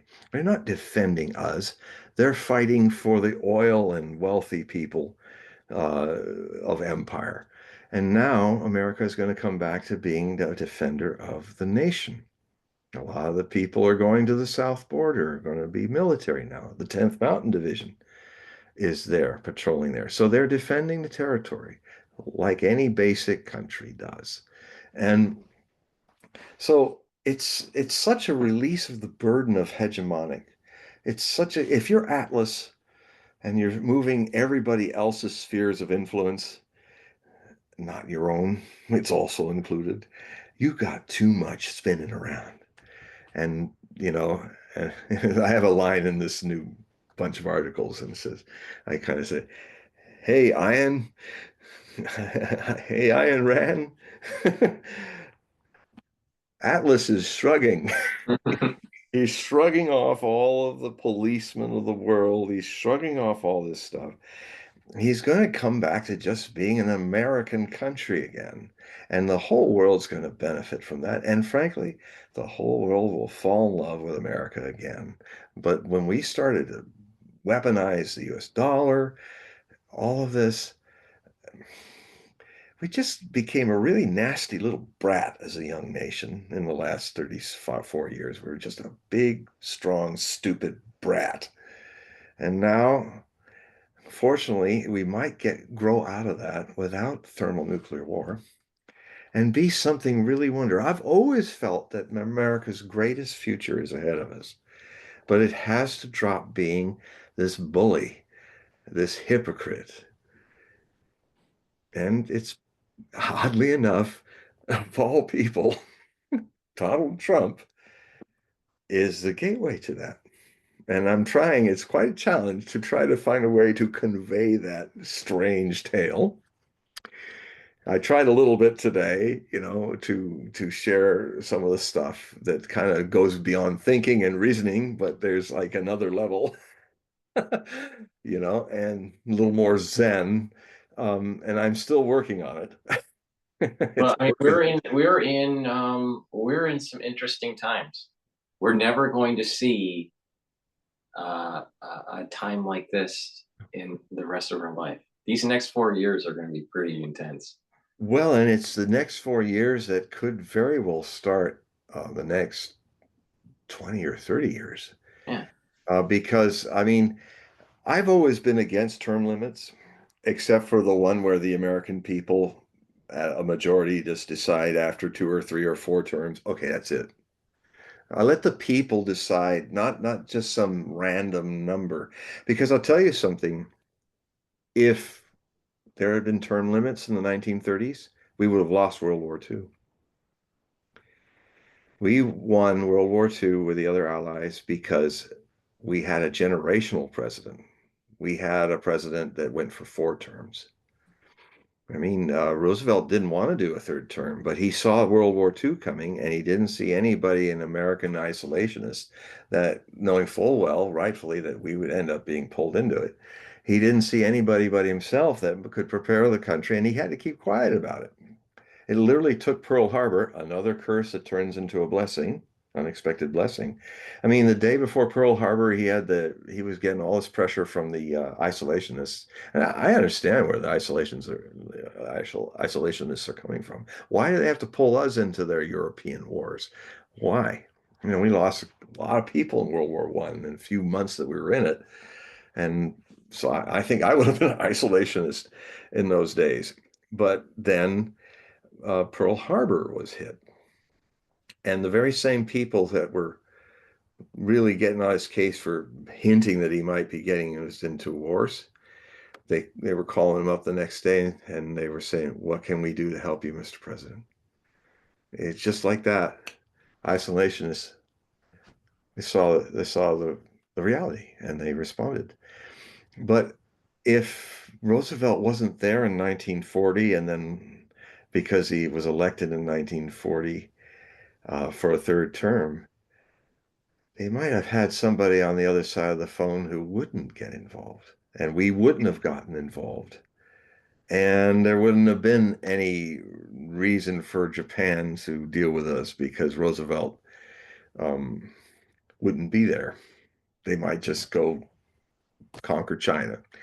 And then Hitler would not have had American industry gearing up the Russians as well as the French and the British, and he could have won the war. And he might have had the nuclear bomb too before we did. So I like going into these what ifs because they're fictional, but they do impact when you're trying to make decisions in the present. The what ifs that could happen are very important to consider because again, it's not the future. We're repeating the past and calling it the future. So we have a record of it. It might be in a variation of a theme, but you know. So term limits I'm against, and another proof of it is that Vladimir Putin has been in power since 1999, elected by the people of Russia because. But if you understood Russian politics, if he was not working, they would have voted him out. Their democracy is actually in better shape than ours, despite what people are talking about it who don't know what they're talking about in this country. But the Russians had, without having Putin, and then for a few terms Medvedev, and then Putin back, some changes like Russia's being resurrected from its complete destruction and the time of troubles in the 1990s, that takes generations. And I see it developing that a string of Trumps, a string um, Vances, a Vance could be two-term. He might be followed by um, um, Don Jr., who knows, or Bobby Kennedy may actually run, and he's part of this movement now. And then Barron Trump in the 2040s. You could see something with several leaders that could, you need time to stamp out the deep state. Some things require a generational conditioning change. That's why I'm so against term limits, because sometimes a problem requires a man be there or a woman be running the show for 30 years. Because it takes 30. Some things take 30 years and the same leadership. Some things don't.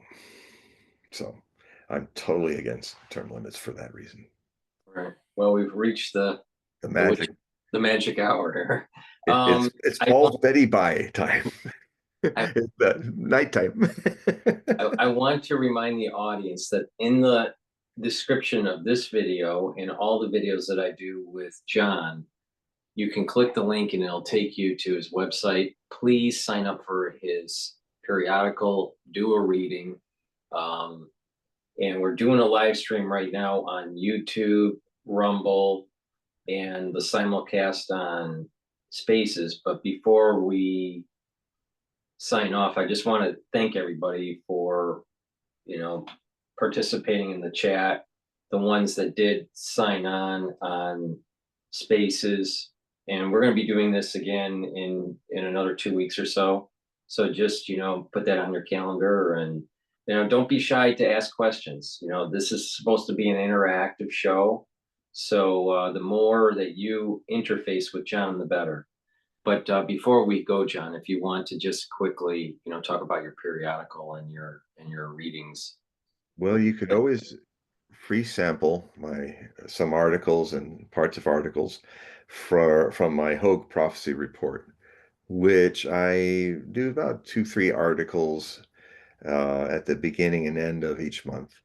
Um, and that is fully illustrated. I download it through email so that it when you sometimes go a little lower tech, you actually get underneath all the people who don't respect our free speech, which are being besieged, fortunately, these days, for now. So yes, it's just $60. You'll have the links where you can go through my website to my PayPal page, and you can do an automatic payment for $5 or more that automatically is paid every month, and or you can do for a whole year for $60.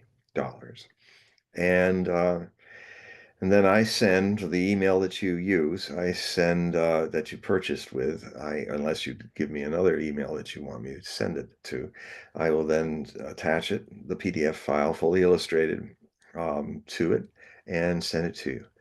Um, the other thing is that if you go to hogueprophecy.com, uh, which you will see, and that's Hogue prophecy. So it's like Hogue, like the wine, Hogue, as one word connected to prophecy, PROPHECY.com. And so you type that in, and you will um, see the samples. You can get them. You can buy the full each thing alone too, if you want. That's also possible. So there's three options. I have the options there. And the other thing too is you go on hogueprophecy.com, you'll see right at the top, you will see my link to an email where you contact me to set up a reading. And what'll happen is if you, all you need to do is put reading on it, and or Hogue reading, but reading. And if you do that, I will see it immediately, even despite all the hundreds of emails I get, and then I will contact you and then give you instructions on what we do and the thing. It's a Zoom reading, and we also do a little astrology, which you can get free from astro.com and give me a chart, which is really good to read. And so I do the astrology. I also do the Osho Zen Tarot deck to go deeper.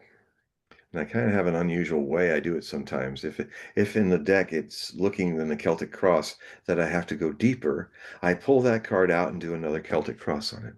And it's interesting because sometimes it's like two or three Celtic cross, and then suddenly it's like the cards get really magical and it's going somewhere, and you'll see it. So those readings can last they can last up to 2 hours too.